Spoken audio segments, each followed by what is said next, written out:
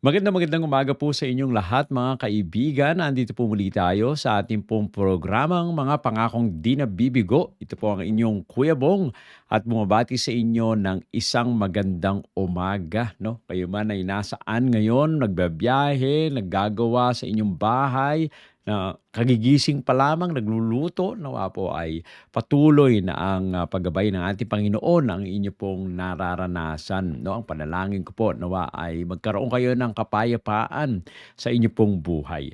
So binabati po natin ang ating pong mga listeners dyan po sa Alicia, Tirad View, Santiago, Isabela, Ilocos Sur, Dipaculaw at Baler. Pati rin po sa Nueva Ecija, Pampanga, Tarlac, Pangasinan, Bataan, Zambales at Bulacan. At syempre sa Cavite, Laguna, Batangas, all the way to Island of Mindoro. Yan. At syempre, binabati po natin ang ating po mga listeners dito sa Mega Manila. No? Kayo po ay nakikinig sa AWR 89.1 FM. No, meron po rin tayo na live sa ating pong Facebook page, Adventist World Radio Manila, at sa ating pong YouTube channel, no, Adventist World Radio Manila. Kung meron po kayong gusto na batiin, no, mag-text lamang po kayo sa 0917-1742777 o kaya naman sa 0918-944-7891. So ano po ba ang mga karaniwan na mga sinasabi ng mga tao ngayon? No? At focus po tayo doon sa magiging topic natin. No? Paano ko maipapakita ang pananampalataya ko sa social media? No? Paano nga ba? Paano natin maipapamalas na tayo po ay mga Kristiyano? No? Ano ang mga bagay kong dapat gawin? Yan. Ang hirap maging mapayapa kung ang mga nababasa mo ay mga nakakainis. Ang hirap nga naman. Tayo po kasi nagre-react sa mga bagay-bagay na atin po nakikita. Especially ngayon, no? Halos lahat ng mga tao ay may cellphone na at pinopost at ina-upload yung mga videos. No? At syempre, kitang-kita mo na ngayon kung ano yung mga nangyayari. Especially no, sa pagmamaneho at mga kung ano-anong mga may tawag nga dyan yung sila, yung mga kamote drivers, no? Nakakainis rin. Pero talaga bang kailangan po ba nating mainis o kailangan nating maging mapayapa? Saan ako kukuha ng inspirasyon? Yan. Kung nais nyo na kayo ay magkaroon ng vlog o kaya naman ay maggawa ng inyong mga reels, no? Anong mga inspirasyon? Yan nga, titingnan po natin sa banal na kasulatan ang pwede nating gawin. So, ang topic po natin ngayon sa umaga po ito ay be kind online. No? Maging mabait tayo sa online. Yan. Ephesians 4:29, ito po ang sabi, do not let any unwholesome talk come out of your mouths, but only what is helpful for building others up. No, ito po pala sa ating pong pagiging Kristiyano. Actually, ito po ay hindi lang po nagfo-focus sa mga gawain natin sa face-to-face. No? Dahil po ngayon ay nasanay na po tayo nung nagkaroon po tayo ng pandemic, di ba? Dati face-to-face tayo. Nung nagkaroon ng pandemic, tayo po ay nasanay na magkaroon ng online. No? At marami-rami tayong mga meeting at kung ano-ano pa, mga service sa church. At maraming mga nagkakausap no, na online na. Yun pala mga kaibigan, hindi po sa lahat o hindi lang face-to-face yung sinasabi po dito sa Ephesians 4:29. Sabi po dito, do not let any unwholesome talk. No? Huwag daw po lumabas sa bibig nyo ang anumang masasamang salita, kundi ang nakakatulong lamang sa pagpapatibay ng iba. So yan po pala ang focus natin. The principle is, yan, do not let unwholesome talk come out. Ang isa pong mundo kung saan ng mga mensahe ay pinapadala sa even just a few seconds, kahit nando ka sa iba yung dagat, ang mga komento na maaaring maging viral, no, ay madali itong kalimutan minsan ang mga katotohanan na nararanasan natin 'no, sa likod ng screen 'no. Bilang mga tagasunod ng ating Panginoong Hesus, tinatawag po tayo na ipakita ang kanyang pagmamahal at kabaitan kahit online 'no. Ang pagiging mabait online ay hindi lamang po tungkol sa asal, ito po ay tungkol sa misyon natin na ipakita ang ating pagiging Kristiyano. Okay. So, paano po ba? Yan, be kind online. So, gagamitin po natin yung word na nandun sa be kind online, yung word na kind. So, yan po ngayon ang ating pong acronym, no? KIMD.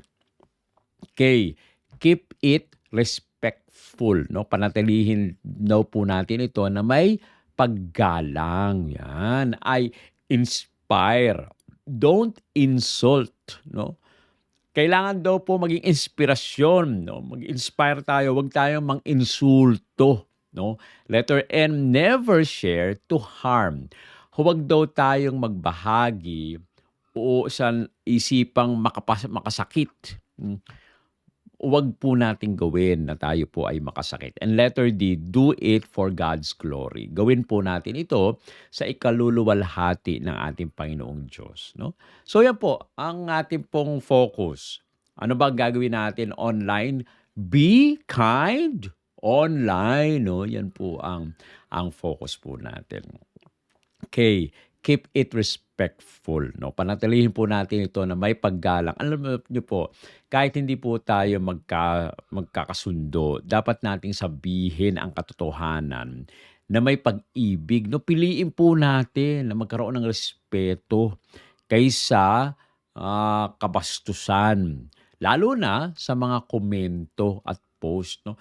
Minsan parang naano tayo no?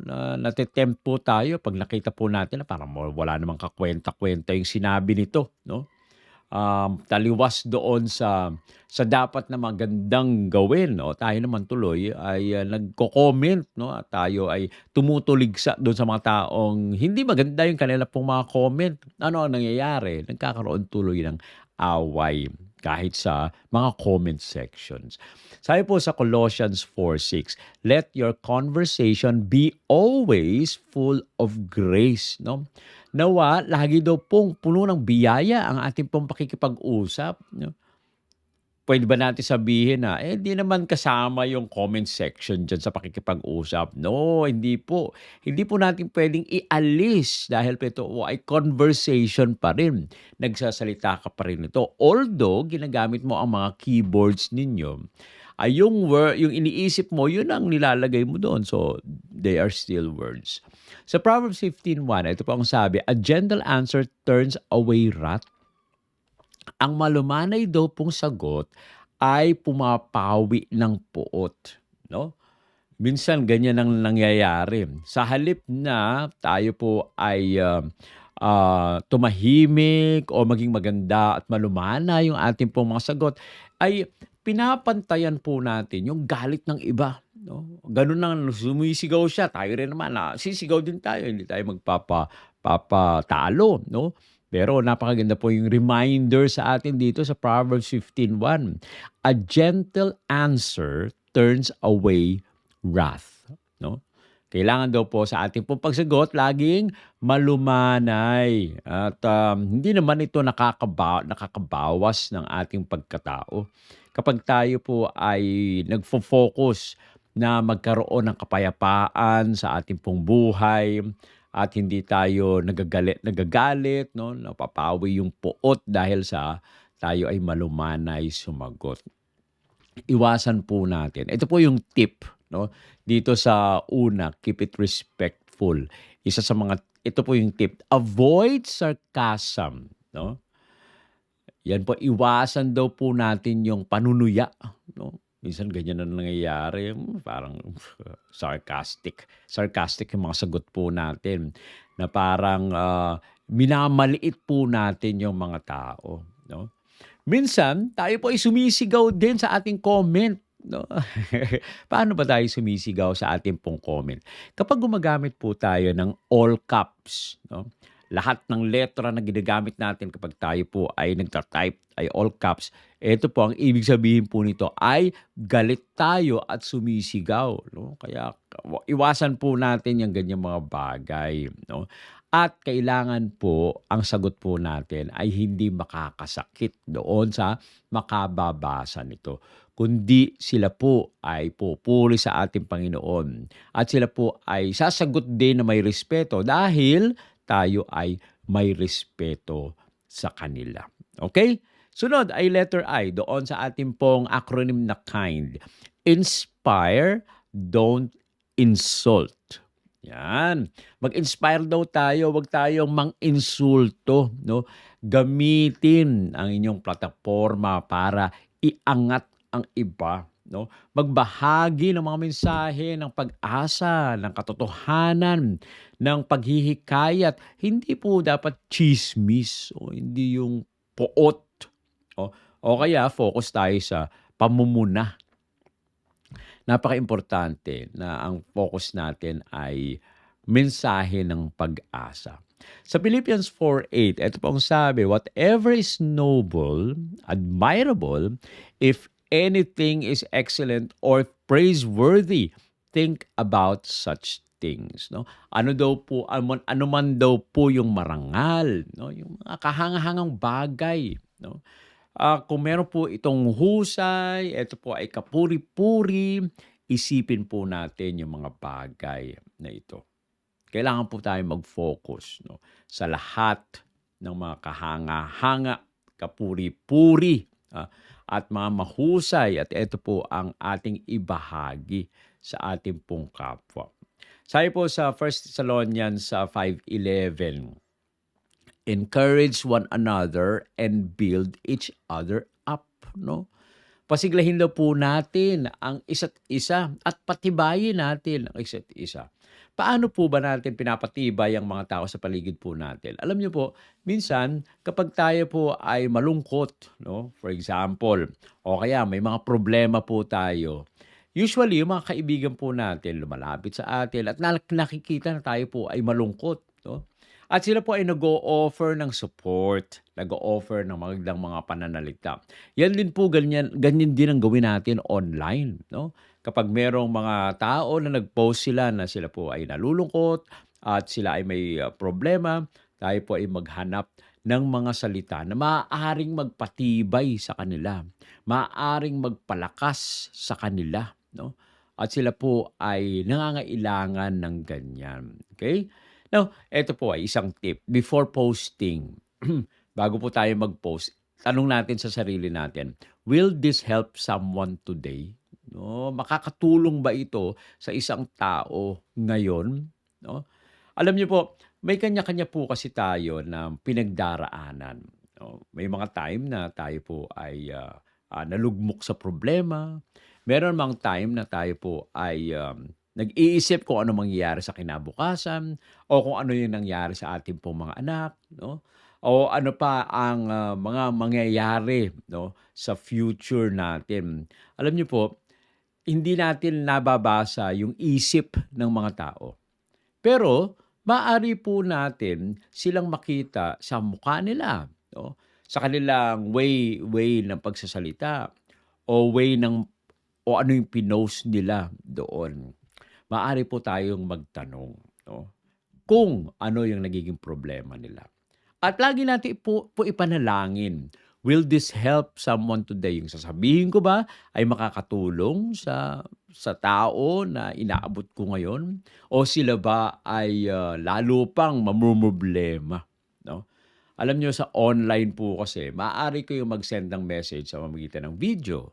Maaari kayong mag-send ng message sa pamamagitan ng text, no? O maaari kayong mag-send ng message sa pamamagitan po ng mga quotations na magaganda na nabasa niyo sa banal na kasulatan o kaya ng iba na mga libro na nakaka-inspire. Kaya po napaka-importante sa ating pong buhay, mag-focus tayo na tayo po ay mag-inspire, no?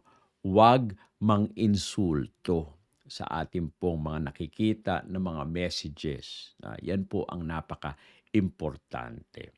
At yung letter N doon sa ating pong word na kind, never share to harm, no?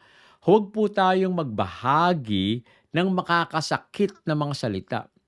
Mag-isip po muna tayo bago tayo magbahagi.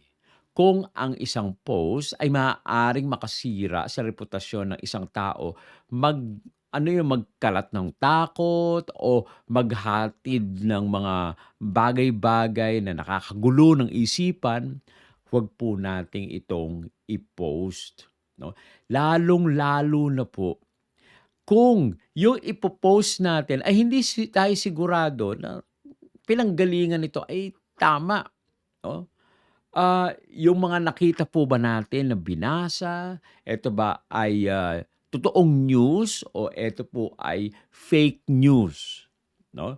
At talaga bang yung mga nagsabi po na ito ay reliable source o baka naman hindi po sila reliable. Kaya napakaimportante 'no, mag-isip po muna tayo bago tayo magbahagi, 'no?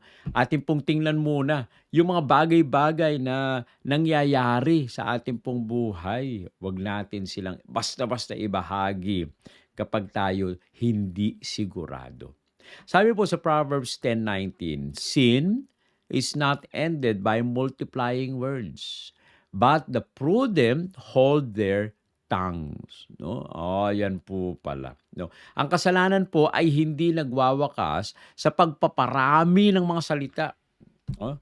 Ngunit ang mabait ay nagpipigil ng kanila pong mga dila.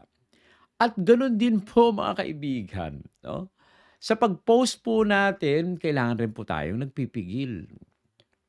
Yung mga bagay-bagay na nakikita po natin na tayo po ay magpo-post, no? Minsan nakikipag-away tayo. Ang nakakalungkot, no, ay yung mga tao minsan gustong magsalita ng hindi maganda. Yan. Kaya ang gagawin nila gagawa sila ng fake account 'no, at do'n ay ibubuhos nila yung galit nila. Pero ano ang naaano mo doon? Ano ang nakakamit mo doon kapag nakapagsalita ka ng hindi maganda, oh? Nakikita mong nagagalit yung ibang mga tao. Oh, nakakagaan ba ng kalooban po natin kapagka tayo ay nakaganti ng hindi magandang mga salita do'n sa mga tao na, nakikita po natin na hindi rin maganda ang kanila pong mga salita, oh? Eto po ba ay, nakakapagbibigay sa inyo ng boost ng ego natin? Alam niyo po, ang pagiging Kristiyano ay, napakaimportante 'no, na tayo ay magbigay 'no, at ipakita po natin ang karakter ng ating Panginoon sa ating pong mga post, sa ating pong pagsasalita. Dahil ang prudent person 'no, ang mabait na tao ay marunong magpigil. Kaya kailangan tayo po ay magpigil din. Sabi po sa Exodus 23:1, "Do not spread false reports." No? Huwag daw po tayong magkalat ng huwad na mga ulat. No? Yan po ang nangyayari. False, fake news. Yan. At tayo po it is our responsibility, mga kaibigan, na kailangan na i-check po natin kung ano yung ating pong pino-post, 'no? May mga pagkakataon na mayroong mga post diyan na si ganitong artista, si ganyan-ganyan ay namatay na, 'no? Hindi naman po mahirap mag-check. Minsan ang nangyayari ay nakita po natin parang totoo 'to, 'no? Parang galing sa isang news channel 'no, at, post din natin ta's mamukat-mukat mo hindi pala totoo yung pinost po natin, 'no.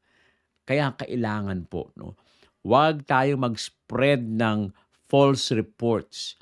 Maaring iniisip niyo na hindi naman ako nagsi-spread, nag-share lang ako 'no. Yun nga po yun, 'pag hindi po natin chineck yung ating shine-share 'no, ay, tayo rin naman ang nababalikan.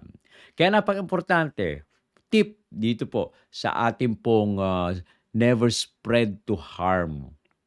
Eto po yung tip, verify facts, Don't spread rumors even if they seem interesting, no? I-verify po natin yung katotohanan. Totoo ba ito o hindi? Huwag tayong magkalat ng mga tsismis. Kahit na mukhang kawili-wili, no, ang mga ito. Marami ang nagse-share at nagiging viral, no? Tayo naman share tayo ng share, tayo ng share. Tapos, ano ang nangyayari? Nakakapag-spread po pala tayo ng hindi magandang mga bagay. Kaya napaka-importante. Verify po muna natin. Check natin kung totoo, no? Marami namang mga mainstream na mga news na nandiyan talaga yung katotohanan. Huwag po tayong mag-spread ng hindi katotohanan. Okay? At yung pinakahuli po, letter D doon sa acronym na KIND, do it for God's glory. No, gawin po natin ito para sa ikaluluwalhati ng ating Panginoong Diyos. Lahat ng ating ipopost ay dapat po parangalan ang Diyos at ipakita ang kanyang karakter. Ang inyong online na pag-uugali ay bahagi, no, ng ating pong pagiging saksi. Kaya nga, napaka-importante po. Lagi po nating isipin, eto ba ay magbibigay kaluwalhatian sa pangalan ng Diyos? Yung ating ita-type po ba, no, ay pupuri, no, magbibigay kapurihan sa pangalan ng ating Panginoong Diyos? Tandaan po natin, tayo po ay mga alagad ng Diyos. Na dapat ang karakter ng Diyos ay nakikita sa buhay po natin. Sa 1 Corinthians 10:31, ito po ang sabi, whatever you do, do it all to the glory of God.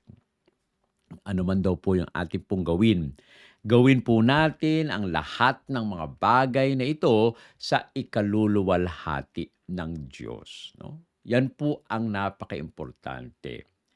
Ang bagay na sasabihin po natin, ang mga gawa natin, ang mga pupuntahan po natin, ang mga decision po natin, lagi po natin itanong, will this glorify God?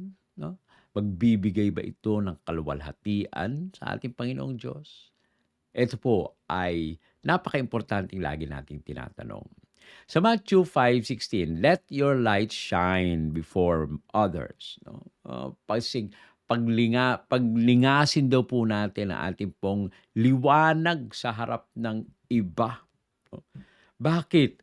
Dahil kapag tayo po ay tumayo sa harap po nila, sila po ay nai-inspire. No? Meron po isang quotation, you might be the only Bible other people read. No? Oh, baka nga ganun ang nangyayari. Yung ibang mga tao, hindi na sila nakakabasa ng Bible. Pero kayo, ang buhay po natin, ang nagiging halimbawa, no? Nagiging ilaw sa mga taong nasa kadiliman. Paglingasin po natin yung ating pong liwanag, no? Para yung mga nakikita at nakatingin sa atin, sila rin naman ay mapapalapit sa ating Panginoon. So, ito po yung tip. Would I say or share will give glory and honor to God. Yan po ang isang tip na lagi po nating tinatanong. No? Yung babahagi po ba natin at magbabasa sa ating pong mga post ay makakakilala sa ating Panginoong Jesus? No? Sila po ba ay pupuri sa ating Panginoon? Kaya napaka-importante. Do it for the glory of God. Alam niyo po minsan, tayo po ay nagagalit. No? Minsan tayo po ay nagbabasa, bakit pangit ang mga ito, naiinis tayo dahil sa mali yung kanyang sinasabi at parang taliwas doon sa ating pong iniisip. Napaka-importante po na magbilang mo muna tayo. 1, 2, 3. At mag-isip po muna tayo. No? Kapag ako'y sumagot ng ganito, ano ang mangyayari? Mababago ba yung isipan ng tao? O mabibigyan ko ba ng kaluwalhatian ng ating Panginoon? Na kung sagot doon ay hindi, wag na tayong sumulat at wag nating i-type yung ating pong mga comment. Okay? So napaka-importante, no? Ang pagiging mabait sa online ay higit pa sa pag-iwas sa masamang gawi. Ito po ay tungkol sa pagiging sinadya, no, sa ating mga salita at mga presensya. Sa isang digital po na mundo na puno ng ingay 'no, maging tinig nawa po tayo ng biyaya, ng kapayapaan at ng katotohanan. Tandaan po natin yung ating acronym 'no, na kind. Let us be kind online. K, keep it respectful. No, panatilihin po natin na merong paggalang. Okay? Letter I, inspire. Don't insult. No? Maging inspirasyon po tayo. Huwag tayong mang-insulto. No? Letter N, never share harm. Huwag tayong magbahagi ng mga bagay-bagay na makakasakit sa ating pong kapwa. At letter D, do it for God's glory. Gawin po natin ang mga pag-post, no? Pagsagot na magbibigay ng kaluwalhatian sa ating pong Panginoong Diyos. Kaya nga, bago ka mag-post, no? Bago kayo mag-comment, o bago kayo magbahagi, no? Kailangan po ay tayo po ay mag-pause muna. At tayo ay manalangin. Hayaan po natin na ipakita sa atin ng banal na spirito ang mga sasabihin natin upang yung ating pong gagawin ay magbigay kaluwalhatian sa ating Panginoong Diyos at tayo ay maging pagpapala sa iba. Tayo po ay manalangin. Ama naming banal Diyos na nasa mga langit. Kami po, Panginoon, ay lumalapit sa inyong banal na harapan. Nandito po kami, muling nagtatalaga ng aming pong mga sarili sa inyo. Nawa po sa amin pong pag-engage online. Nawa maging pagpapala po kami. Maging mabuti ang aming pong sasabihin. Ipakita na kami ay mga Kristiyano. At nawa lahat ng aming pong gagawin ay magbigay kaluwalhatian sa inyong banal na pangalan. Maraming po salamat sa inyong patuloy na pagpapala at maraming salamat na dinidinig niyo ang aming pong mga panalangin. Ito po ang aming hiling sa pangalan ng aming Panginoong Hesus. Amen. Amen. Maraming salamat po mga kaibigan sa inyong patuloy na pagsubaybay sa ating pong programang mga pangakong di nabibigo. Nawa po, kayo ay pagpalaing lubos ng ating Panginoon. Sa susunod po nating pagkikita, nawa kayo ay patuloy na magkaroon ng kapayapaan. Maraming salamat at magandang umaga po sa inyong lahat.